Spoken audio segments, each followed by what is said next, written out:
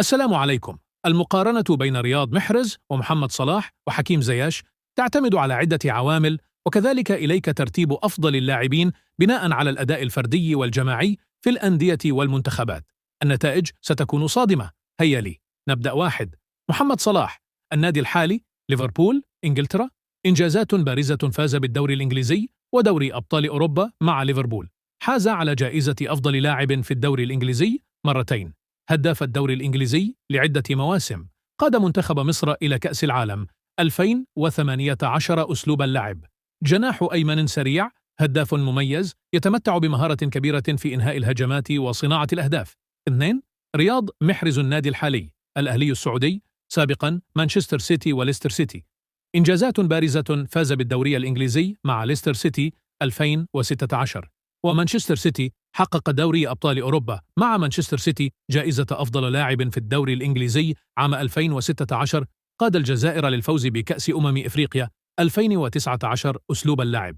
جناح مهاري جدا، يتمتع بدقة تسديد رائعة ولمسة فنية عالية. 3. حكيم زياش. النادي الحالي غلطة سراي، إعارة من تشيلسي. إنجازات بارزة، تألق مع أياكس أمستردام وقادهم لنصف نهائي دوري أبطال أوروبا 2019. فاز بعدة ألقاب مع أياكس، أبرزها الدوري والكأس. لعب دورا بارزا في وصول المغرب لنصف نهائي كأس العالم. أسلوب اللعب صانع ألعاب بارع، يتمتع بمهارة كبيرة في التمرير والتسديد من مسافات بعيد. المقارنة: محمد صلاح يتفوق من حيث الأرقام الفردية، كونه هداف الدوري الإنجليزي وأحد أبرز لاعبي العالم. رياض محرز يتميز بلمساته الفنية وإنجازاته الجماعية مع الأندية والمنتخب. حكيم زياش تألق مع المغرب وقدم أداء تاريخيا في كأس العالم. محمد صلاح يعتبر الأفضل من حيث الأرقام والإنجازات الفردية والجماعية على مستوى الأندية.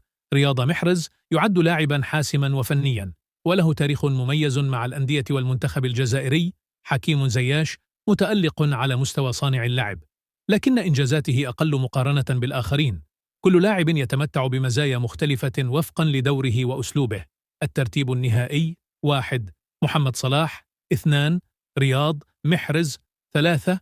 حكيم زياش. وفي نهاية المرجو الاشتراك في القناة وضغط على زر الجرس ليصلكم كل جديد.